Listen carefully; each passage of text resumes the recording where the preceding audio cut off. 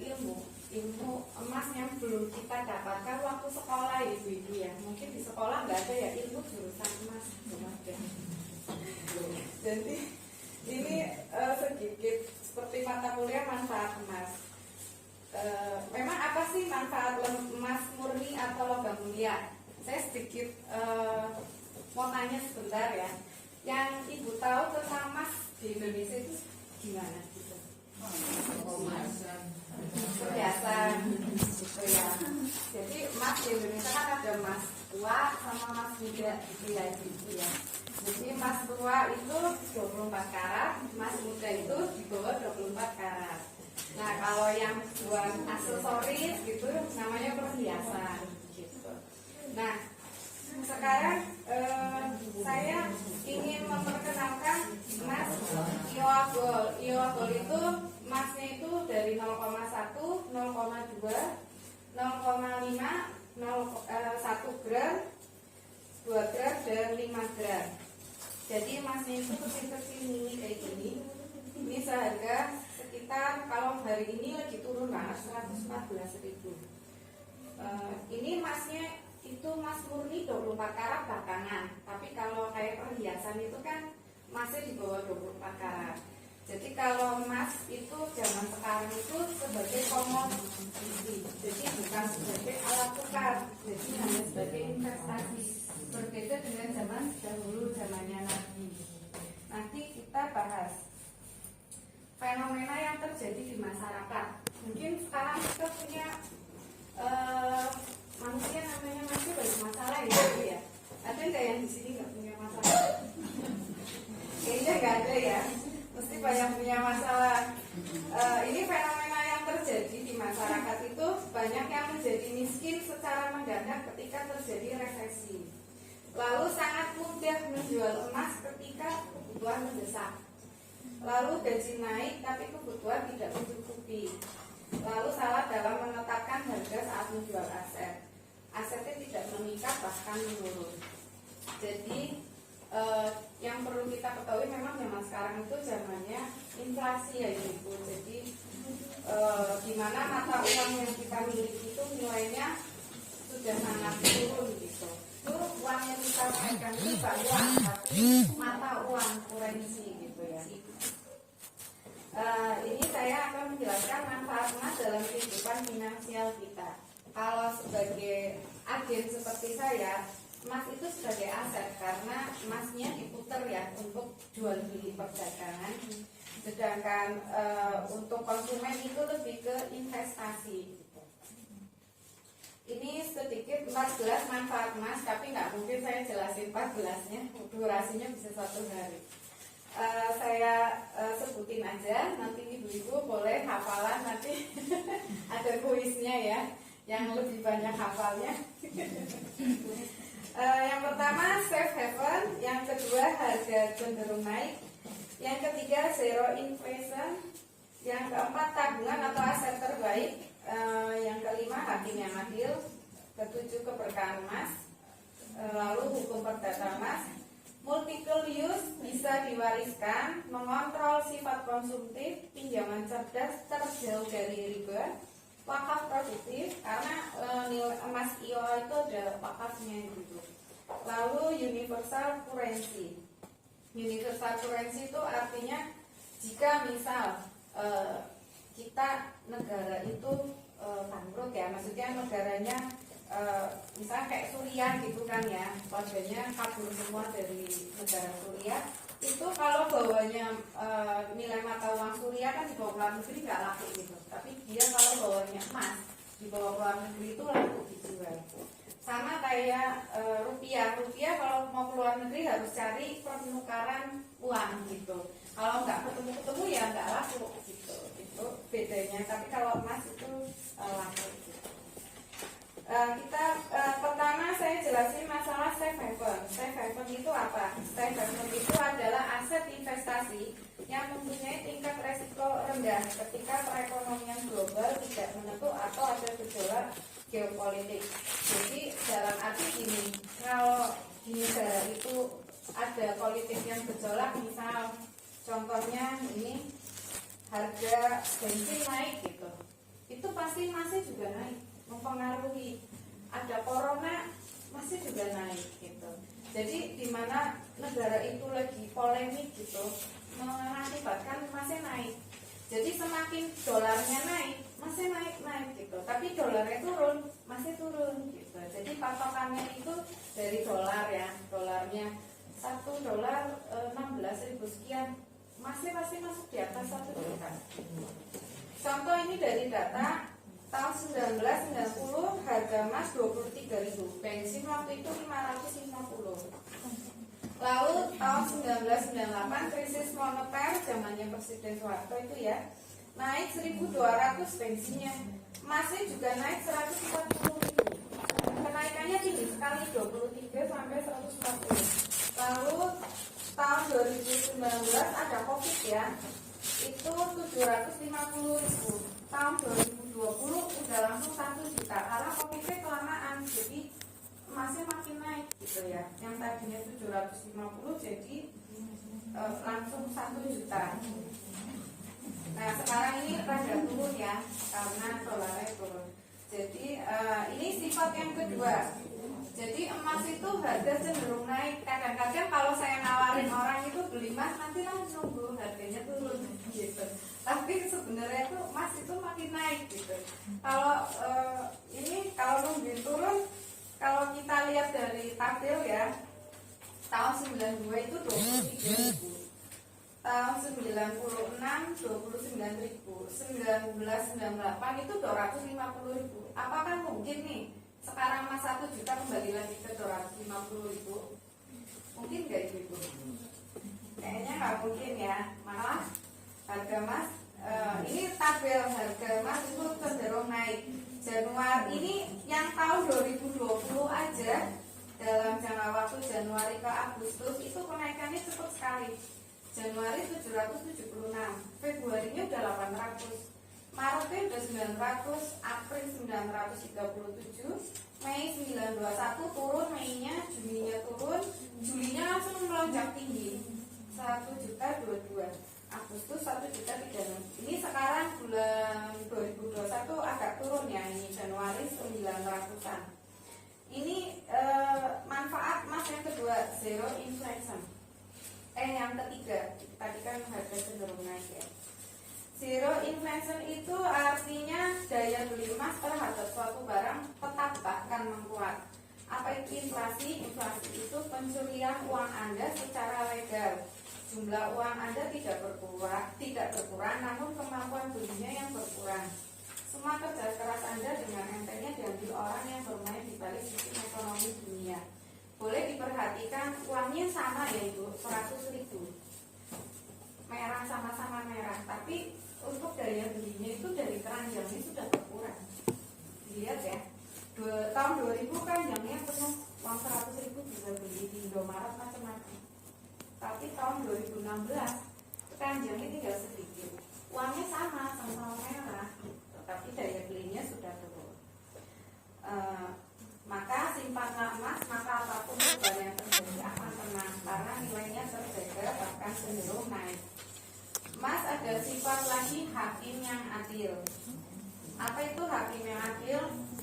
Jika menggunakan emas mengukur keuntungan, termasuk kenaikan gaji dulu.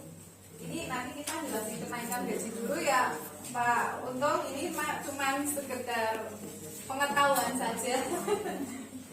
Terus harga di masa depan sangatlah mudah dibandingkan menggunakan uang. Contoh untuk itu termasuk gaji guru, terus biaya umroh atau haji, biaya pendidikan anak-anak.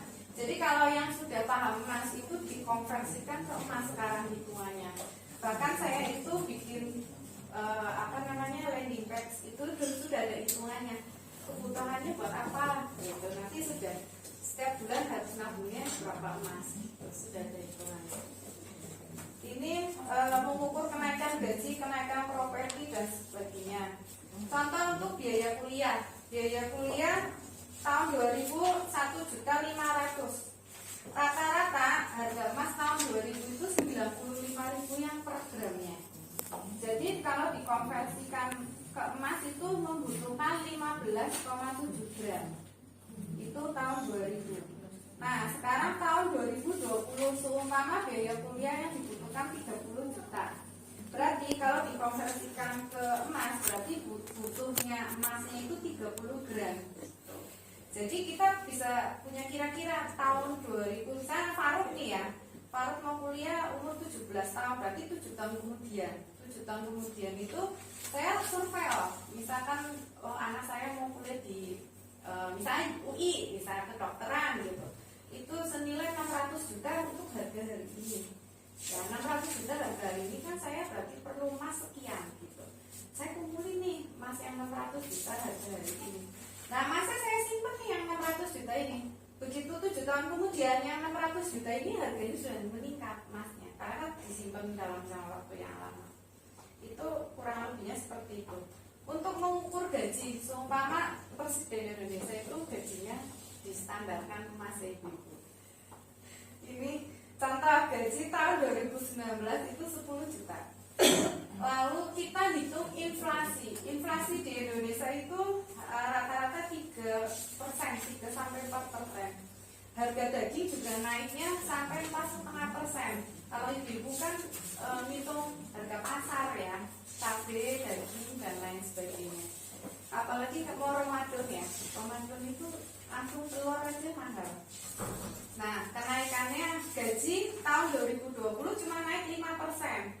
Berarti waktu tahun 2019 10 juta, 2020 10 juta 500 naik gajinya. Menurut ibu-ibu itu kenaikan gajinya tinggi apa cukup apa kurang gitu? Dalam jangka waktu 1 tahun kenaikannya 500.000. Kenaikan gaji gimana? Cukup apa kurang? Dengan keadaan inflasinya kenaikannya segitu. Jadi ini saya kasih tahu penjelasannya di sini. Gaji tahun 2019 kalau kita ngitung ke emas ya, sama kenaikan inflasi, di sini ada hitungannya. Tahun 2019 uang 10 juta itu bisa buat beli emas yang 1 gram itu dikali 10 juta ya. Itu waktu itu 775.000 harga emas tahun 2019. Berarti dapat emas itu 13 gram yang uang 10 juta itu. Ternyata harga inflasi kan naik nih 3, nah pas tahun 2020 itu gajinya naik cuma 10.500.000. Jadi 10.500.000 kalau tahun 2020 kan harga emas sudah masuk 1 juta ya ibu. Jadi beli emasnya itu cuma bisa 11 gram. Jadi kita kehilangan 2 gram. Yang tadinya 10 juta di tahun 2019 bisa buat beli emas 13 gram, tapi di tahun 2020 cuma bisa 11 gram. Jadi artinya kenaikan gajinya itu nggak selevel harga emasnya hari itu gitu, nggak sama. Jadi standarnya kenaikan gajinya biar standarnya sama dengan harganya emas itu pantasnya berapa nih gajinya? Menurut ibu-ibu biar ketemunya 13 gram. Berarti harusnya naiknya berapa? Biar ketemunya 13 gram. Berarti kurang lebih berapa? 13 juta ya. Kalau harga emasnya 1 juta sih, berarti kenaikan gajinya, pantasnya itu 13 juta. Karena kalau disamakan sama standarnya emas gitu. Itu cara menghitung gaji kalau disamakan dengan konversikan sama emas. Jadi kalau harga emasnya naik, gajinya naiknya juga sama. Itu adil gitu. Hukum yang adil kan gitu ya. Nah, manfaat emas hakim yang adil. Berapa gaji guru zaman Umar bin Khattab? Zaman Umar bin Khattab itu harga seekor kambing itu 1 dinar. Harga seekor ayam 1 dirham. 1 dinar itu kalau dikonversikan emas itu senilai 4,25 gram ibu-ibu. Jadi 1 dinar kan harganya 4 juta sekian ya. Jadi mari kita hitung menggunakan emas saat ini. Jadi waktu zamannya Khalifah Umar itu gaji guru itu 4 dinar yang 1 bulannya. 4 dinar dikali harga emas sekarang, berarti 4 dinar kali 4,25 gram, berarti 17 gram. 17 gram kali harga emas, ini hitung 1.029 waktu itu karena bikin tabelnya itu bulan Agustus ya. Jadi 1.029 itu gajinya berarti kalau gaji gajinya standarnya kayak zaman Nabi Rasulullah yang 4 dinar itu, guru yang zaman guru yang di sana di Arab Saudi itu gajinya 17 juta satu bulannya. Yang kita tahu 1 dinar zaman Rasulullah bisa buat beli kambing. Sekarang juga zaman sekarang 1 dinar bisa buat beli kambing. Bener kayak gitu. Berarti kalau di Arab Saudi itu gajinya standarnya dinar. Berarti guru yang di sana di Arab Saudi ngikutin hitungan Khalifah Umar itu 1 guru gajinya 17 juta kalau di Arab Saudi. Ini saya berbicara berdasarkan sejarah ya ibu-ibu ya. Ini kita berbicara itu. Nah sekarang ini gaji PNS. Dulu tahun 1977 tuh waktu Pak Soekarno itu nilai uang zaman tahun 1977 itu nilainya berarti gaji PNS 120.000, harga kambing waktu itu 8.000 per ekor, bisa beli kambing 15 ekor. Ini kalau gajinya dibeliin kambingnya atau dibelikan kambing itu kan karena buat kurban ya, ini hitungannya kambing. Sekarang tahun 2019 gaji PNS cuma 5.900.000, harga kambing 2 juta per ekor. Berarti gaji sekarang itu cuma bisa beli kambing 3 ekor. Jadi walaupun gajinya naik ya dari 120.000 naik jadi 5 juta, tapi nggak bisa buat beli kambing 15 ekor. Berarti lebih sejahtera tahun 1977 karena bisa buat beli 15 kambing. Gitu. Walaupun tahun 1977 120.000, kalau zaman sekarang kayaknya sedikit ya. Jadi naik 5 juta tuh nggak bisa buat beli. Seharusnya jika ingin sejahtera nih PNS, itu gajinya Pak Iwan disamakan sama kambing itu berarti 2 juta kali 15, 30 juta per bulan PNS harusnya gajinya. Nah, manfaat Mas Hakim yang adil, gaji tahun 2020 15 juta. Kalau kenaikan emasnya 29%, berarti kenaikan gaji juga harus mengikuti 29%. Jangan kenaikan gajinya cuma 5% gitu. Ini makanya kalau dihukumin itu kesimpulannya gaji hari ini dibanding dulu hanya terlihat besar. Kan terlihatnya kan gaji hari ini besar ya dibandingkan tahun 1977. Namun nilainya itu berkurang, bahkan kesejahteraannya berkurang. Gitu. Nah sekarang menghitung haji dan umroh. Barangkali ada yang di sini nabung haji dan umroh pakainya uang? Ada ya?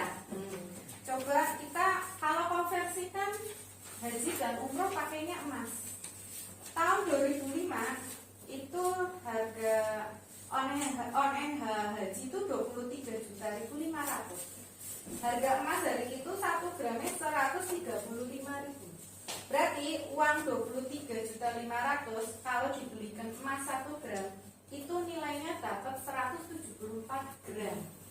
Banyak kayak ibu ya emasnya ya. Ternyata yang 174 gram itu kita simpan. Saya mau berangkatnya 10 tahun lagi sih. Ternyata 10 tahun lagi emas yang 174 gram itu tahun 2013 bisa buat berangkat haji 5 orang. Karena emasnya kan makin naik harganya gitu. Nah, emasnya harganya makin 500. Makanya idealnya kalau kita mau haji, misalkan saya mau hajikan anak saya 10 tahun kemudian, saya dari sekarang nabungnya emas gitu. Jadi diusahakan nabungnya emas gitu. Ini sedikit pengetahuan ya. Pastilah emas membuat Anda tetap kaya dan lebih kaya. Semakin lama menunda artinya kita tidak siap mempersiapkan masa depan untuk keluarga kita. Jadi kalau mau mempersiapkan untuk anak-anak kita, warisan anak kita itu lebih ke emas lebih bagus. Nggak ragu juga kan kalau rumah kadang gitu. Tapi nggak apa-apa, investasi itu bagus.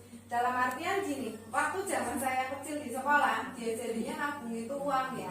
Aslinya tuh yang bener tuh nabung investasi gitu. Makanya tuh untuk sekarang tuh anak-anak sekolah diajarkan pakai kaleng gini gitu. Ayo nabung, nanti misalnya kalau 5.000 kita silang di sini 5.000 masuk deh. Kalau udah 100.000 cepat-cepat dikonversikan ke emas. Jangan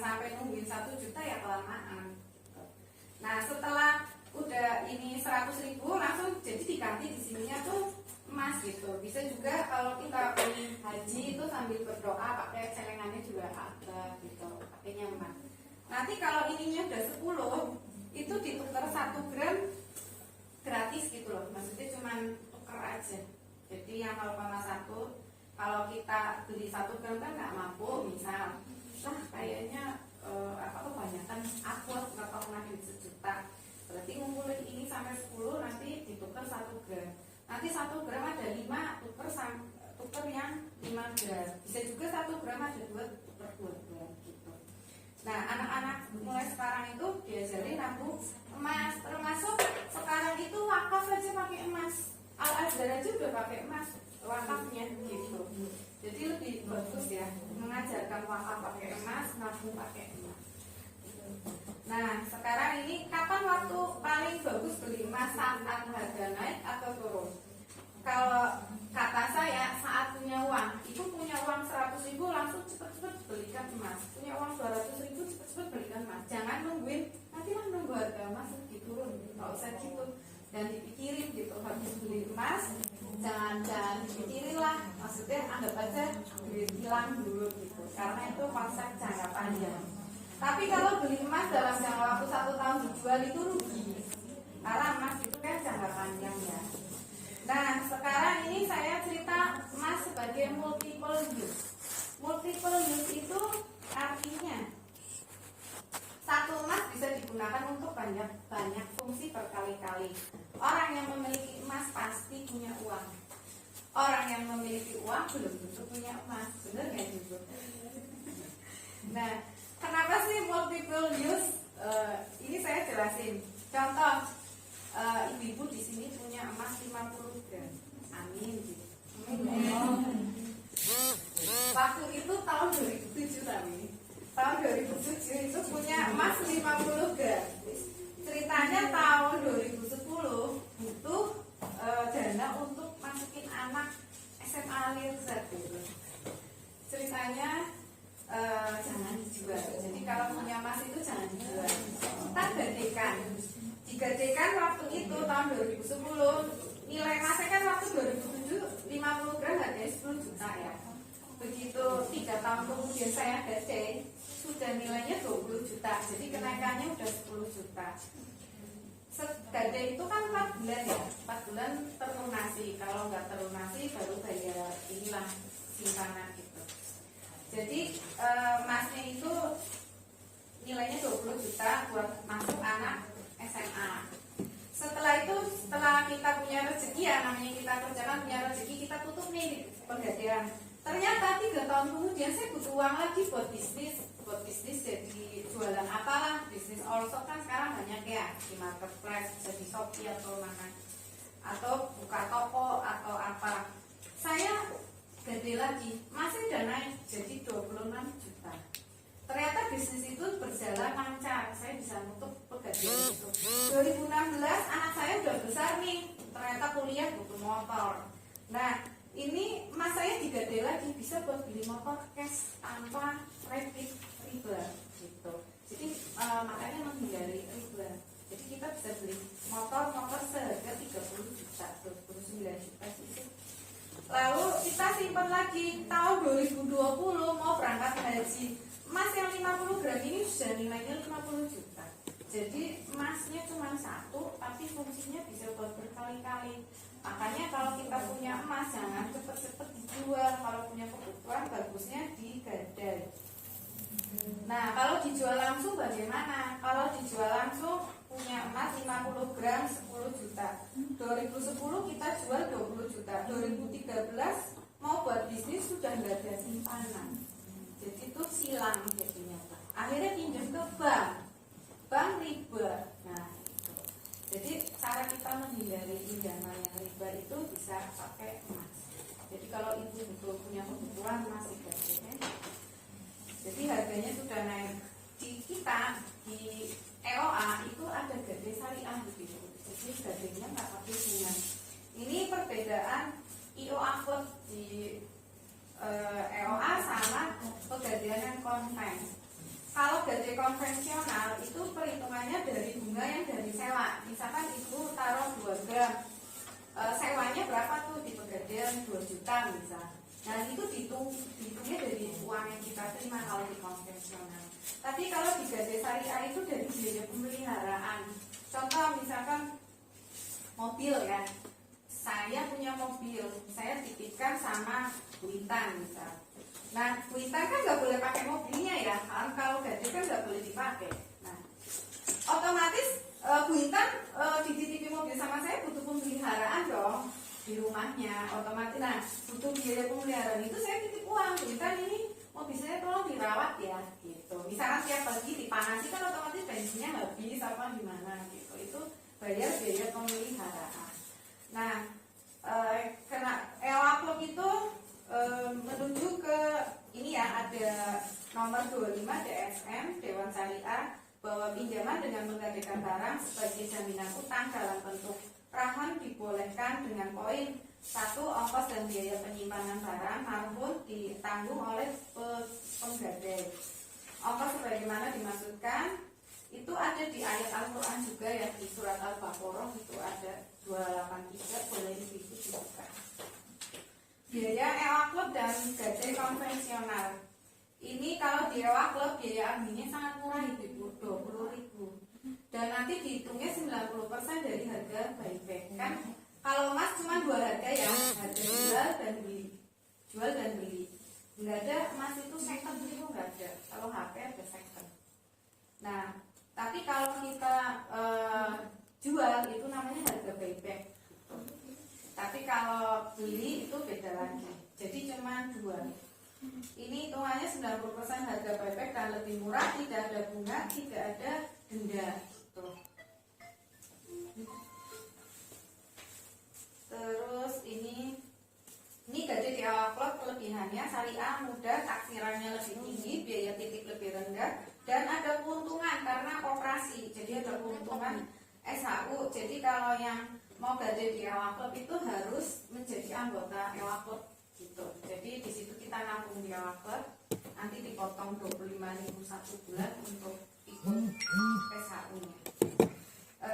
Segitu aja dari saya. Ini saya akan mengabarkan ada seminar nanti di Pemalang di Hotel Regina. Ibu-ibu bisa ikut di seminar itu.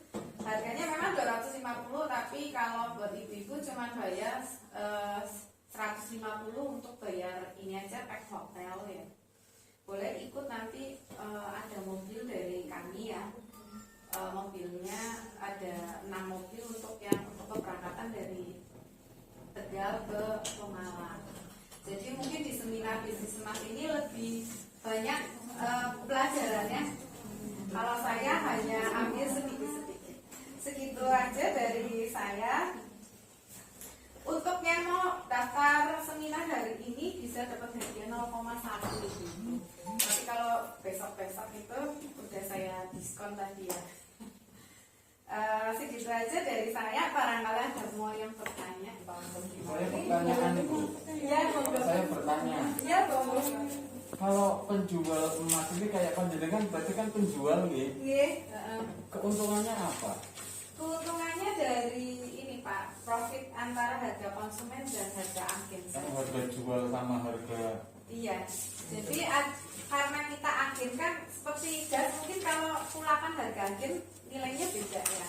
Kalau kita jual ke konsumen ada profit lah antara harga agen dan. Nah ini salah satu keunggulannya atau juga kawan-kawan. Iya, jadi di sini keunggulannya kita satu harga ya, satu Indonesia, semua dalam satu hari itu satu harga.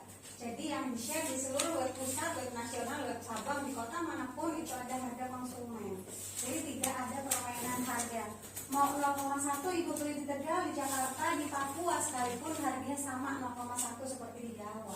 beda sama di Papua Mas pakai kalkulator betul biar sebulannya lah kedengeran. Nah biasanya kalau untuk membuktikan yang 0,1 atau yang berapa lah, itu emas murni caranya gimana? bisa ada alatnya Pak. Ada alatnya. Ada alatnya. Terus ini ada barcode-nya Pak. Artinya kalau kayak uang itu kan bisa dipalsukan. Betul. Bisa jadi kan juga kayak gitu bisa dipalsukan kan gitu. Kalau hal yang gampang ada magnet itu, kalau nempel itu berarti bukan emas. Pak Kalau emas tidak akan nempel di mana. Jika ada nempel. Kita Jika juga tes tukang sendiri. tukang ini loh Pak yang emas di pinggiran itu kan bisa itu ada ininya, ada kayak cairannya itu. Cairan sama digosok-gosok. Kosong gitu, itu bisa juga. Itu putihkan, bisa juga ada kalau di ininya saya lem packnya saya itu banyak Pak yang sudah nyoba. Nanti saya share ya lem packnya saya ke Bu Ita, tapi jadi satu guru itu ada semua Pak cara-cara itunya. Dan di Alsoni juga udah dijual juga laku. Terus Ya Allah sudah ada di Madinah Bang. di Madinah ada, agen kami aja ada dari Malaysia Ibu. Jadi agen itu kita bisa didapatkan nggak cuma di Kota Pemalang, jadi kita bisa dapatkan seluruh Indonesia. Dan enaknya jadi agen itu belanja di Pemalang harganya sama, belanja di seluruh Indonesia harganya sama gitu, bebas. Misal saya punya konsumen di Jakarta, saya nggak perlu kirim emas dari sini ke sana, tinggal konsumen saya ambil di cabang Jakarta gitu.